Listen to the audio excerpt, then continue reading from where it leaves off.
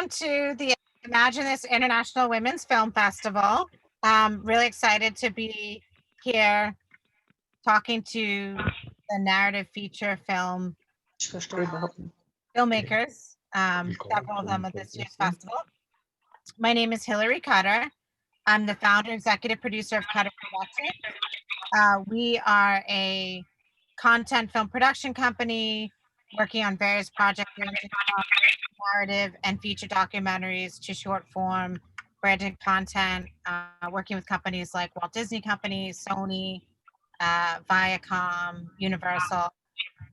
And I'm also the founder of Cutter Connections, which is a female mentorship program that helps unite women from all stages of their career, from just entering and then through Ja, das habe ich verstanden.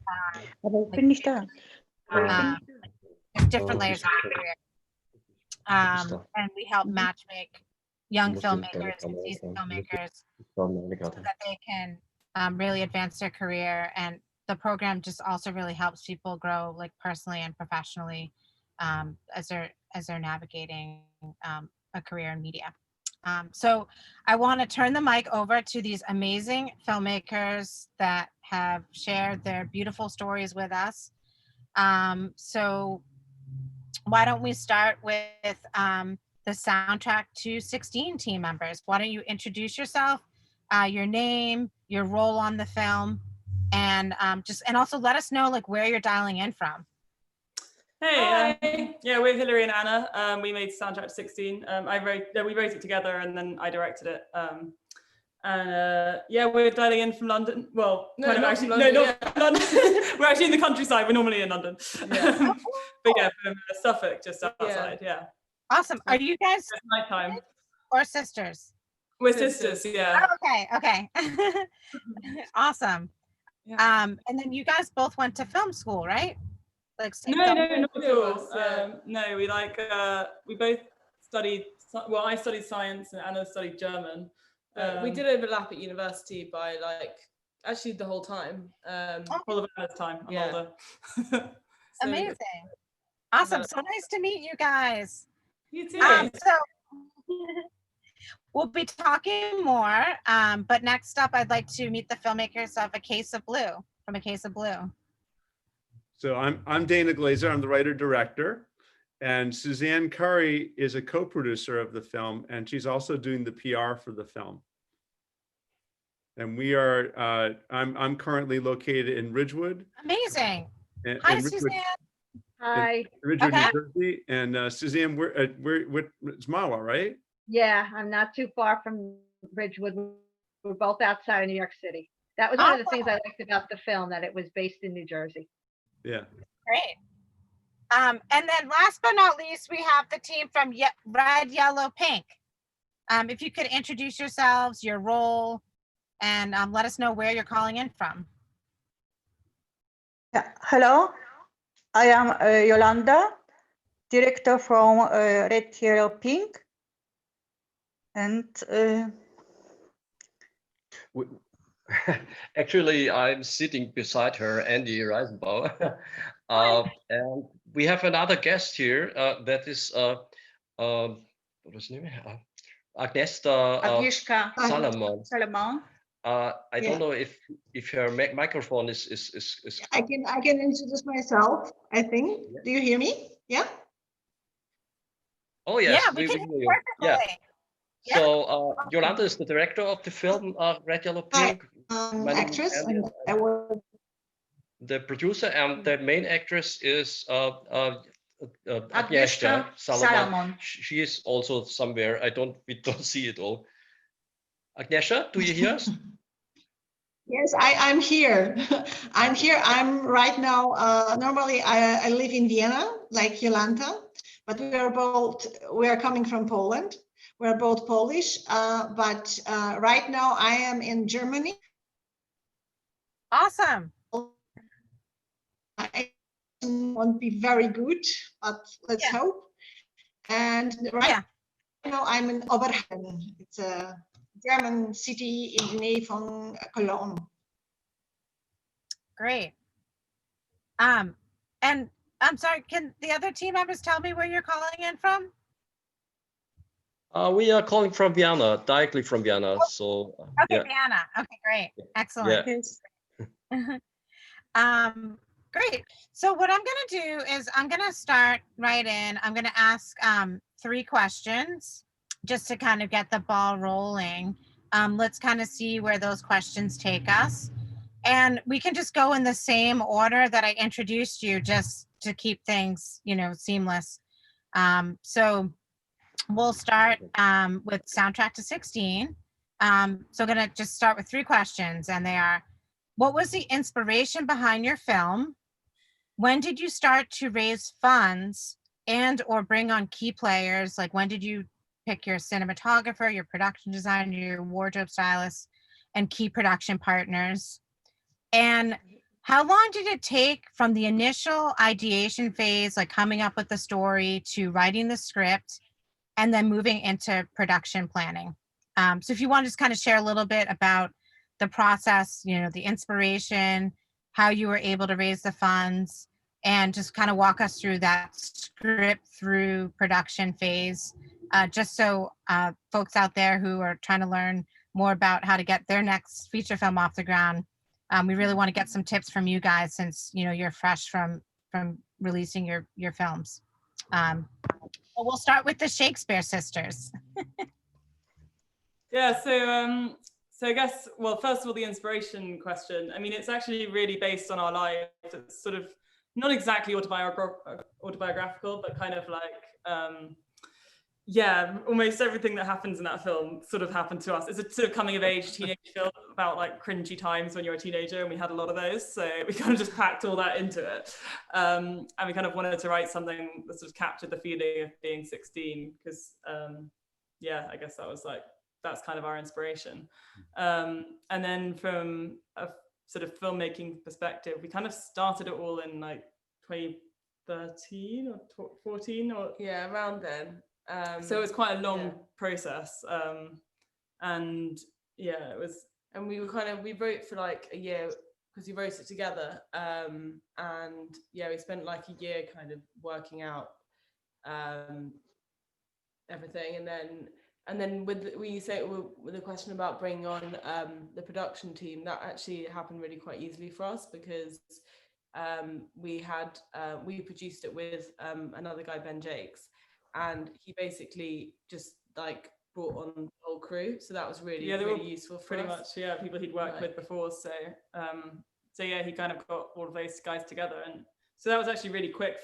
It was sort of like a long time developing it, and then as soon as we were kind of ready to go, it was really quick to sort of just get the crew and go, because it's sort of a bit like a now or never situation. Yeah. And it's extremely low budget, so in terms of funding, it's not a long story really. Yeah, I saw that. Is it true yeah. you made your film for $25,000? Yeah. Yeah. That's amazing. We'll get back to that, but I'm fascinated by you being able to pull that together. And we'll talk more about that. So just to kind of recap, so it sounds like you started kicking things off in like, what year was it? Like, where you just sort of developed? Yeah, we like to talk about the year because it makes it sound old, but yeah, I mean, we started writing it in 2013. Yeah. Okay, so a really long journey. And then when was the film finished? 2019. Last year. 2020. It came out. Well, it came out, but we finished it last year. Yeah. So for all the filmmakers out there watching this, like, don't be daunted by a potential like 6-year journey. If you're 3 years in, you potentially could be halfway there. So A Case of Blue, would love to hear about your film journey, when you started developing the script, It's kind of a funny elongated thing, in the sense that the story occurred in 2003, sort of, to me. I attended an art class at the New York Student Arts League, and there was a woman who was the model, who did have a strange resemblance, not identical, but a strange resemblance to somebody who I was romantically involved with, when I was in my 20s. And so I to process that, I wrote into a short story, but I got about halfway through the story and I said, I really have no idea what this, where this is going or what to do with this. So I put it away in a drawer. And in 2017, I was up at a family wedding up in the Boston area. That's where I grew up. And I had a heart-to-heart conversation with my mother, who was talking to me about how they're downsizing and my father's going to retire and all this stuff. And as I was processing this conversation on the drive back to New Jersey, this story came back in my head that I had put away, and now I knew how to finish it. And so I spent the next month or so writing it as a full script. And then it was like off to the races. Literally a year from that point, we were shooting. And then a year from that point, we had completed the film. So it was long, long tail, and then boom. So from the time that you finished the screenplay, or when you started writing the script for the second time in your life, did you already start to think about who your producing partner would be, how you'd raise the funds, who you wanted your key partners to be? Right. So Scott Rosenfeld, he's the executive producer of Home Alone and Mystic Pizza and Teen Wolf and a whole bunch of other movies. I met him, I believe it was early October of that year, and I shared the script with him, and he was very excited about it. And so he had a line producer in mind who we then hired. And then we had a series of fundraisers and such that went on through that winter and spring. And so then we were shooting in July of 2018. So we have a number of investors in the film, and that's kind of how we did it, with points and all that. Excellent. Yeah. I'd like to add something to that. Sure. Yeah. Because I came, Dana had a party and I came to the party through people that I know. But your question was, because I know there's a lot of young filmmakers watching this, how to raise funds. And lately I've been consulting with young filmmakers, especially women. I'm a member of NIWIFT, on what's put in their pitch deck, because the pitch deck is very important. And investors are looking for certain things. And I think it's really important to see what they offer, whether you're crowd fundraising or whether you're doing parties.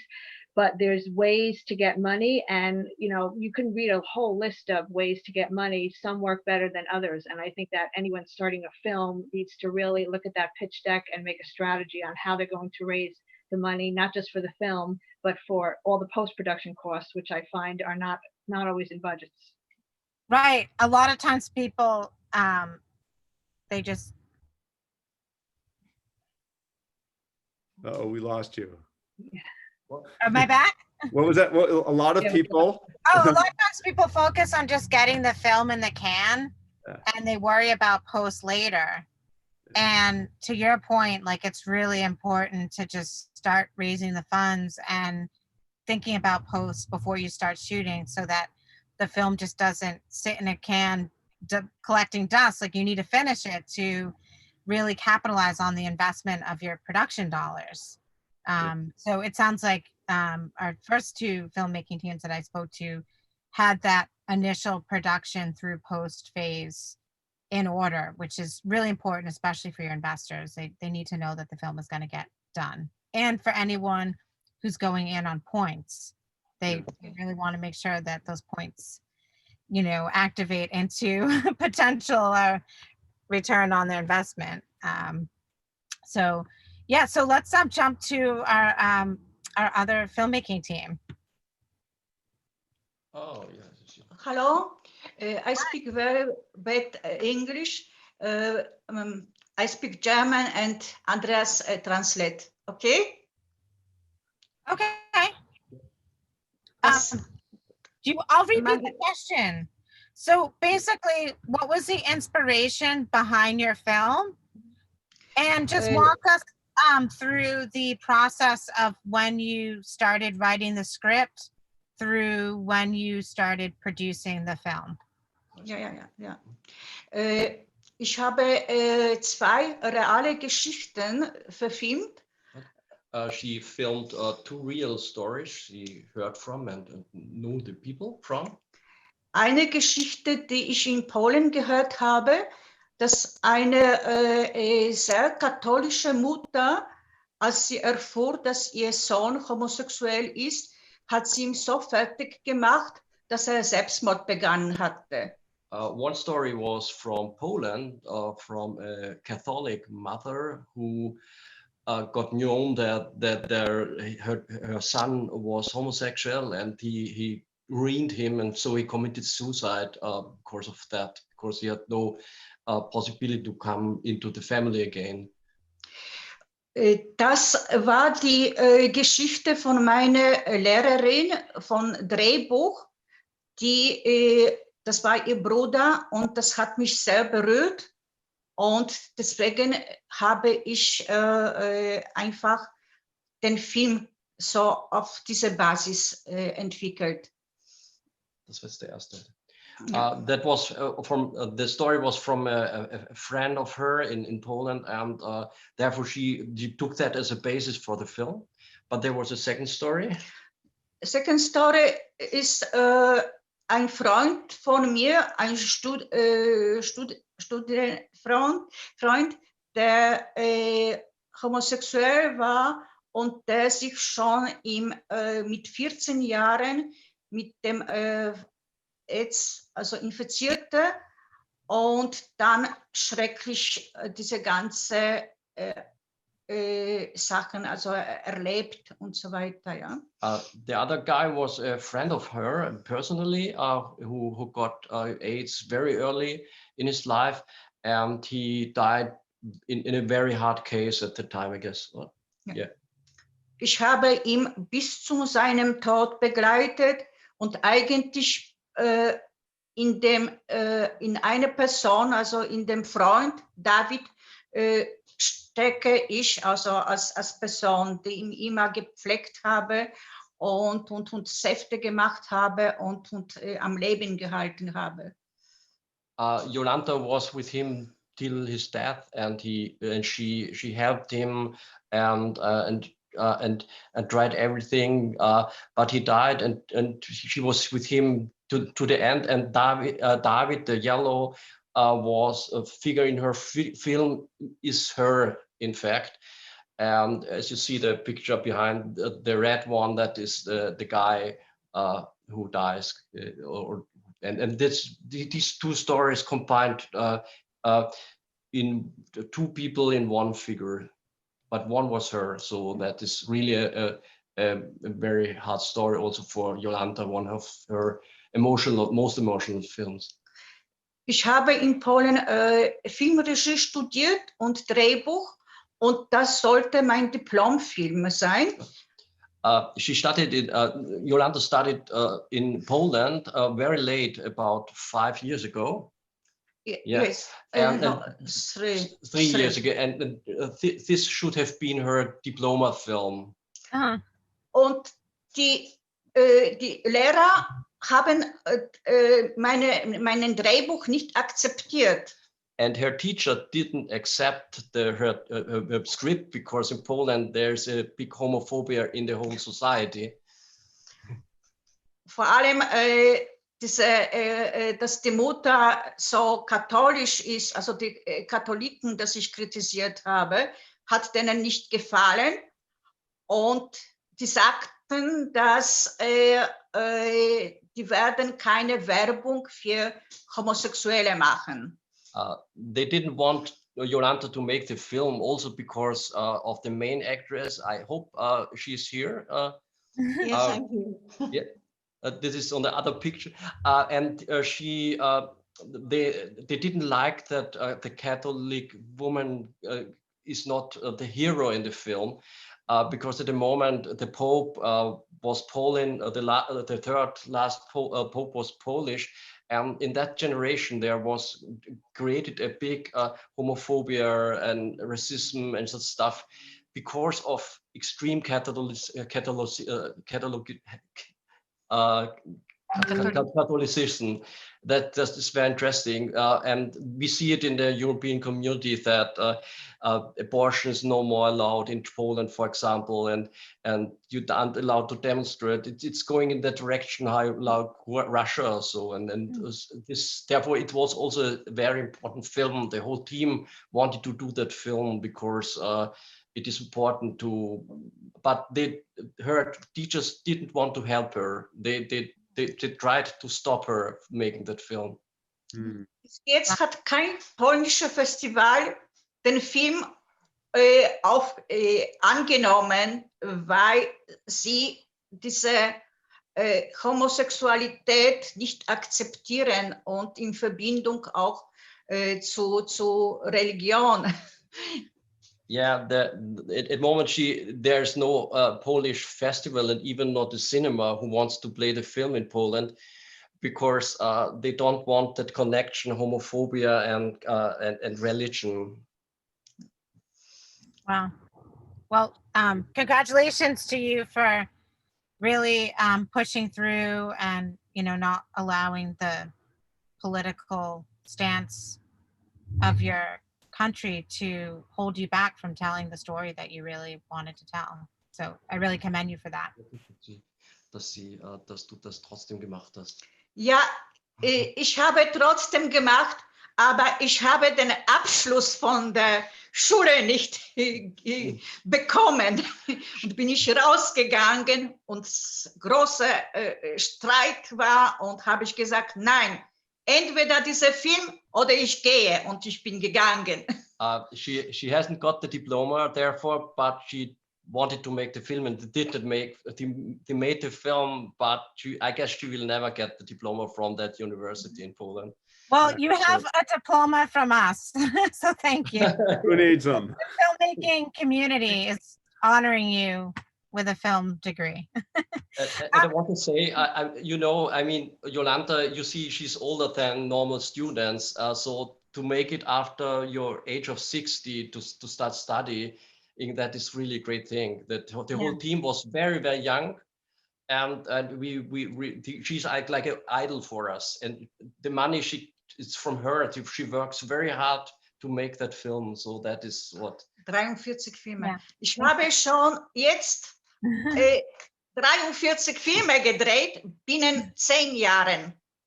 Within the last 10 years, she's done 43 films. Most of them are feature films, but that is one of the most important, I guess. Great. So I want to move on to our friends from Soundtrack to 16 and A Case of Blue. I have a couple of questions for you. So, and this time around, we can start with A Case of Blue, and then we'll move on to Soundtrack to 16. Sure. Both of your films have really strong female characters. Has the goal as an industry to open up more opportunities for women and people of color influence the type of stories you feel are important to tell, and also impact the teams you are building both on and off screen? If you could share how you've helped change the playing field and contribute to telling more diverse stories. I would just love to hear more about the role that you want to play to really move diversity forward for filmmakers and actors both on and off screen. Well, I suspect that Suzanne will have more to say on this note than I do, but let me just start by saying that A Case of Blue, the crew of the film, it was about 50-50 men and women, which I think is important. And also, I think that this is a film that was heavily shaped by the influence of women giving feedback to me in terms of the creative process all the way through post-production. And so I think that it's important as a male filmmaker to be open to what possibilities characters have that might go beyond my experience. And in the case of Amelia, I think that the actress who played her was more connected to that character, understood that character in a deeper way than I did when I conceptualized it. And so I was open to what she brought to it, and ideas that she had, as well as ideas that women who were on the film crew had. There was a scene in the end of the film that had a significant alteration as a result of the production coordinator and the line producer sitting me down and sort of talking to me about some thoughts that they had. So I think that it's important to be open and collaborative, and and not to be like, oh no, I'm the writer director, I must know everything. And as a result, I think the film is a much better film. Suzanne, what would you like to add to that? Also, just definitely, Suzanne, I want to hear your feedback and on that. But the one thing I do want to share, Dana, is that for me, like, it's really important. It's about including people and not excluding people. And for me, it's really important to educate my male allies and teach them about inclusion. And we're not trying to exclude, white men and push them out. And it's not all about women and diversity. It's about us, like, all working together to create a point of view and films that we can all enjoy together and that we're all learning and growing from. And so, like, I really appreciate you being a leader and a writer and a director and coming up with this story. But then, as you say, having a 50% female crew. So, like, you're really contributing to this forward movement that's, like, so important for our community. And Suzanne, like, I'll let you, add to that. Sure. Well, I came on board the movie. I loved the script, but because there was another female filmmaker that I had worked with, Dottie Faceto, our other co-producer. So that was one of the reasons I came on board. And I do remember at the initial party, I was talking to Scott Rosenfeld. Dana, you probably may not even know this, but I said, is there going to be diversity in the script? So when it was cast, I was very happy to see that there was some diversity in the script. Annapurna is Indian, and some other characters. I was also impressed when I came on set and I noticed all the females in the production crew. I noticed that right away. But I also want to commend Dana, because as he was saying, the ending is totally different than what it was supposed to be, and it was because of the influence of the females. I wasn't on set that day, but I was getting updates on what was going on. And even though the script was written one way, as Dana said, our lead actress Annapurna really felt the script, and Dana listened to the views of the young women and saying, this person wouldn't do that, it's got to go another way. And I think that it totally gave the film a different meaning, and seeing it through a feminist lens, I like it much better because I think it's more real. Excellent. So Soundtrack 216, would just love to hear about what the film set was like for you. Did you have a diverse crew? How important was it for you to write a strong female character? How did that development process work for you, being two female filmmakers and really wanting to create characters and a point of view that you and your fellow female women can aspire to look at? Yeah, so we didn't really even think about that when we were writing it. We weren't thinking about really like making female characters. I think that's something we think about a lot more now. But back then it was kind of, we actually, how the film is split into, well, if anyone, people who haven't seen it, it's split into two stories. So it's the girl's point of view and the boy's point of view, and then they kind of merge at one point. And actually now with stuff we've been pitching, this TV show we've been working on, it's all been kind of easier to pitch like off the back of Maisie's story, the girl's story, and people are more interested in that. So it's actually more like retrospectively that we've kind of gone into seeing that as like kind of a strong point or something we can draw from. But at the time we weren't really thinking about like can we make a strong female character? It's more like kind of realistic. Well, it's more like kind of the struggle to make female- a realistic male character because we are girls, so it's sort of easier to write. How did, like, that's like, so that's really interesting. Like, what tools did you use, and how did you rely on like your male counterparts to like make sure that you were telling his story? I guess like a lot of both characters are based on sort of aspects of our own personalities, but I think I guess I use quite a lot of my male friends. I mean, I actually studied physics, and like almost everyone on my course were men, so I had a lot of male influences at the time we were writing. So yeah, I guess I don't know. I mean, I don't know if. And then computer science, she was the only girl in her whole lab. So Yeah. it was like, well, my whole year. so there were enough men around. Yeah, but I hope we did him justice. But yeah, I guess like in terms of challenges of writing, that can be easily because I like to think that we are strong female characters. So and I don't know. I mean, she's also. I think both of them being teenagers is kind of like more about getting the balance of making them realistic and without them being too annoying. I think that's kind of like where the hard point is, because you want to get across as well. Like sometimes when you're writing, I feel like I want people to know that I'm not this annoying, you know, and you're like, and they're going to read this and think that's what I think. And then, but then you also like balancing that with like kind of making it obvious that you can kind of laugh at them. And I guess that's kind of the balance with like coming of age, like you're kind of on their side, but that you can laugh at them and like, yeah. Oh, I have, I'm gonna ask one final question for Soundtrack to 16 and A Case of Blue, and then I'll close it out with our friends from, sorry, I'm trying to remember everyone's film's name, from Red, sorry. Red, Yellow, Pink. So, A Case of Blue, you are a student academy, or Dana, you're a student academy award winner and have had a successful career as a documentarian. What inspired you to go back to your roots as a narrative filmmaker, and what lessons have you learned over your 20+ year career?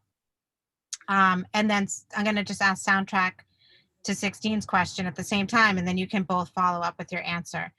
Soundtrack to 16, this was your feature film debut.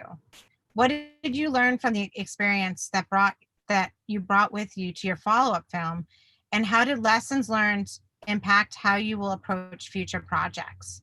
So it's really interesting because you, A Case of Blue and Soundtrack to 16 bring such different perspectives to the filmmaking process. So Dana, we'll start with you, and then Hillary, Anna will you'll answer the question, and then for our final filmmakers, just again, same, Jolana like has a life of experience that she brought to this masterpiece, and would love to just kind of hear how her life experience like really helped her bring so much to this filmmaking process. So yeah, so Dana, Hillary and Anna, and then Jolana. Well, it's interesting because I went to film school as a narrative. I had absolutely no interest whatsoever in documentary film. Didn't watch very many of them. And then I went to NYU graduate film, and one of my teachers there was a documentarian named Barbara Koppel, who's won a couple of Academy Awards, probably most famous for a film called Harlan County, USA. And I was absolutely enamored by the whole idea of shooting something as it was happening, of shooting enough footage and shaping it, and basically telling a narrative story, but with nonfiction material and dealing with real people. So that sort of planted the seed. My Student Academy Award-winning film was a narrative movie, and that had a trajectory of connecting me with Hollywood and getting an agent and doing the writing for Hollywood, and it was this whole craziness. And as I went forth in that process, I realized more and more that the things I cared about were being de-emphasized over the silliness of all the Hollywood stuff. And so at a certain point, we had our first child, who's now 17. Time goes, but that really had a profound effect on me. And so as a result of that, I was having a really great time being a father, but at that time my film career was kind of taking a bit of a nosedive, especially since I wasn't in LA. So, and a friend of mine said to me, well, why don't you make a documentary about fatherhood, about your experience as a dad? Because I had all these different mixed feelings about it. And so that led to a film called The Evolution of Dad, which I made over the course of 3 years. That came out in 2010. Then 2011, after I was done with that, the Occupy Wall Street stuff occurred in Zuccotti Park in New York City. And that was really profound for me. It was a real first time that I'd seen a lot of protest, because there hadn't been much of that. And then I discovered that there was a mother and her daughter who was coordinating a whole protest of parents. And I thought, oh, that's interesting. So I went and followed this group of parents and their kids going to protests, dealing with cops and riot gear and all that. And that was really an interesting journey. Then after that was a short film about Jim and Sarah Brady. But the bottom line about all this is that for me, it's all storytelling. I don't sort of say, oh, well, that's documentary and that's narrative film. It's all the same kind of thing. It's all a personal expression. I think that, if we as filmmakers are honest to who we are, the films that we're making are expressions of ourselves. And so regardless of the form, that's how it is. And so A Case of Blue is another expression of myself. And I was really excited to, come back to the narrative film. I still love that form, and I've watched so many narrative movies. But for me, it's like all the same kind of way of expressing myself in creative and expressive ways, regardless of what form it is. And then how, as far as your very first narrative film in grad school, and then coming back years later, what was the on-set filmmaking experience like? How did it change? Because the technology changed a lot. How was that for you?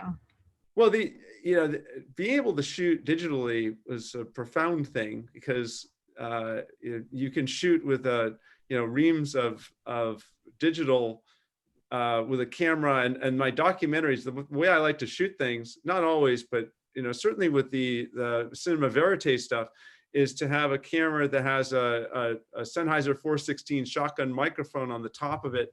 And then oftentimes I'll take a microphone and put it onto a character. So I'm getting both sounds. And so the bottom line is that you can keep, in documentary, you can keep it very personal and private and minimalist, and having only an assistant or so with me while I'm shooting.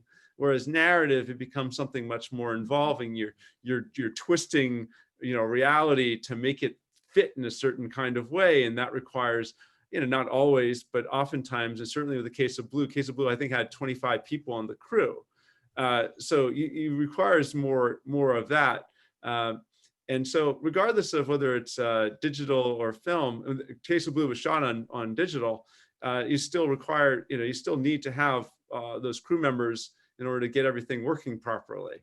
So I think that the shift was, it was more about the digital, but more for the documentary stuff. Mm-hmm.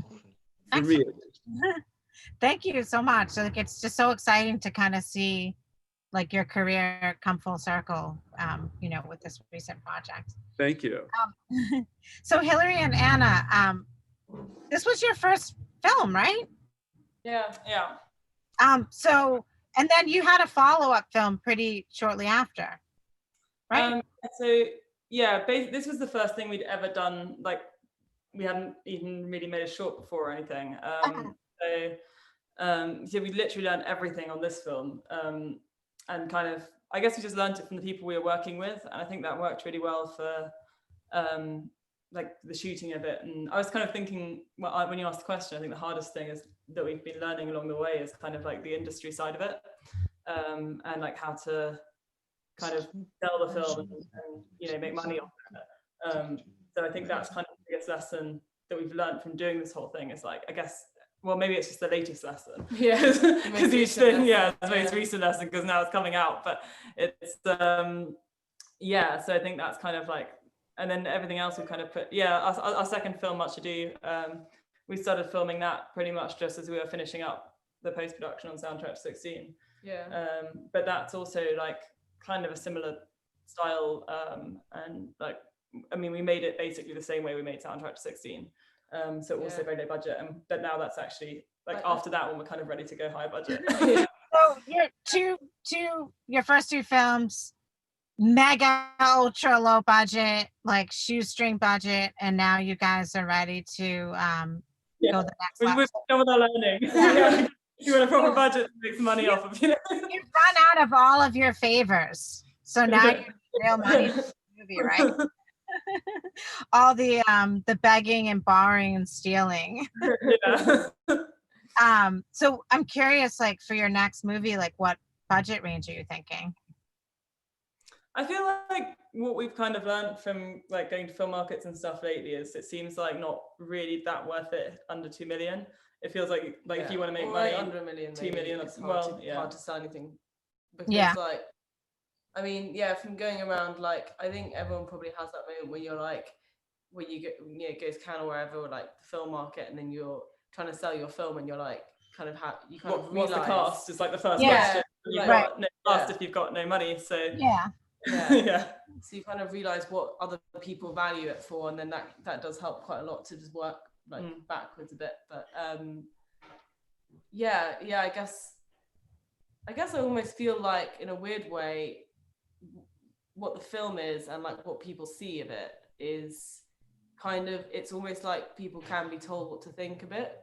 Like well, there's like how much you actually made it for, and then there's like the value of everything you brought to the table. So if you aren't paying yourselves, you still come with a value. So yeah, you know, I mean, like your $25,000 film might have like $1 million value to it. So it's, yeah, I think also a big value to us now. It's something we can show, you know, when we're trying to pitch for other films. We're like, this is our style. So it's it's really easy. It's so much easier to like show someone like, and this is what my writing's like, this is what my style's like, and I think I guess it's what a lot of people get from short films. Actually, we just did the feature instead. You just made a feature. So I have one more question for Red, Yellow, Pink, and then I want to close out like just I'm gonna ask Red, Yellow, Pink one question, and then if we can just end with just any advice you can give to aspiring filmmakers out there who are trying to get their first movie off the ground, what they can do to continue to stay inspired. And also just during the pandemic, like how do people like keep their creative juices flowing? How do they keep their, you know, like their artistic ambitions intact while we're all sort of dealing with the challenges of filmmaking during a pandemic? Red, Yellow, Pink. I just want, my final question is just because the last round of questions really talked about like with Dana, it was him sort of coming full circle from his Academy Award winning student film to coming back and making his feature. We have Hillary and Anna who made their first low budget $25,000 feature, and there's a lot of lessons learned. And Jolanta, am I pronouncing that correctly? Jolanta? Jolanta, yeah, you can. Jolanta. Ich habe immer okay. It's inspiring. What was the question? Yeah, Jolanta can give you an advice, also wie man das machen kann, so einen Film, also was die Idee ist. Ich habe immer Ideen gehabt und ich habe noch sehr viele Ideen. Sehr viel beobachte ich die Menschen und in jedem Film ist ein Teil auch von mir, von meinen Erfahrungen, von meinem Leben. It's about the inspiration and what young people can learn. she has many ideas, and she watches people, and she could make 20 films at the moment, but you have to do it, I guess. That is what, also man soll es einfach tun eigentlich, oder? Like, go make your movie, right? Ja. Make it happen. Ich habe angefangen, Filme zu machen. Erster Film war mit 600 Euro. She started with 600 euros. This was her first short film, and Lang. it was a long film. Oh my God! It was a long film, a feature film with 600 euros. So you shouldn't let you stop because there's no money, because art can't be stopped. I guess that is what you say. But she was always she started as an actress. And she started in the University of Vienna film and theater theory, but that was theory. Theaterwissenschaft, und ich habe 5 Jahre beim Amerikaner experimentell Theater, Schauspiel und Regie gelernt, von Mabu Mainz Theater zum Beispiel. She's learned experimental theater, and therefore that comes that creativity that can't be stopped, and she has to make it, Bill. Awesome. Und dann durch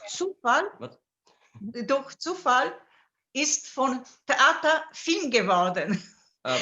It was an accident that she made film. She started making film because she was directly in the theater. It was not intended, but it was from one day to the other. It comes because she was in wegen Geld oder wegen Förderung, oder? Because she was invited to make a film one day. Nein, ich habe Angebotssendung. Ich habe im Fernsehen gearbeitet. Ja. It was for television, and they said, hey, you could make it, but they didn't say her how to do it. She just did it. So that started about 10 years ago, Singer? 3 Jahre habe ich jede 4 Wochen einen Film gemacht. She had to do every 3 weeks. She had to make a short film. That was short films for the television stations. They didn't let everything open. She had to do it, but they paid not very much. They paid how much? Nothing. They paid nothing, but she only got this the time for in the television station for that the people can watch it. So that was the idea. Great. Thank you. So we're running out of time, so I just kind of want to close with Dana and Suzanne, Hillary, and Anna. What inspiration can we share with our fellow creators out there during this time of during this COVID era that we're living in? What can you share with everyone out there? Well, so I've done something. It's I think been very, very useful. There are 3 actors that on a weekly basis we get together and we create. We created a short. I don't know whether you call it a play or a film, but it's a Zoom play, and so we've basically workshopped this story, and we finished that, and now we're creating a second one. And so we do this every week. We get together. We're going to actually get together tonight for a couple of hours. And I think it's been it's obviously not the same as being directly with other people, but it's actually been very rewarding to be working with the actors and to shaping this piece and creating this, using Zoom as the reality of Zoom and sort of playing around with that. So it's been a very interesting thing. And also the actors are all based in the Boston area. So, so it's an interesting thing in terms of locality and being able to connect to people. And it's amazing how we can all connect to different parts of the world doing this. Yeah. So there is some benefit to this sort of technology. Obviously, it'd be better if we were all actually together, but we're making do with what we have. And Suzanne, do you have anything to touch upon that? Yeah, I would just like to add that, yeah, it's very hard during the pandemic. I really miss the personal interaction. But what I've been using my time doing is taking lots of classes, because now things that you would have had to travel to, you can take. And I'm more on the business end and the marketing end of films. So I think I've taken about 10 classes this summer so far. So, and watched an awful lot of films. So there's all that extra time, fill it up with watching. Awesome. Shakespeare girls, what do you think? What should they be doing? Yeah, I think it's like a good time to write because, well, I guess it's like hard to do the actual filming, so I'd rather like, so we're going to be ready to go when we can. Yeah, we kind of like, we actually had a lot of things that we had like kind of begun, and now we're kind of just trying to get them into shape. Yeah. And I think it's quite good as well to like transport yourself into another world, like get out of the boring house. So yeah, that's a good way. Yeah. Awesome. Well, thank you so much. I really commend all of you for making your films and sharing them with all the festival goers. And again, thank you for hiring diverse cast members and crew members and just really helping kind of reshape how we want to tell stories so that we're representing everyone out there who is trying to connect, with your stories.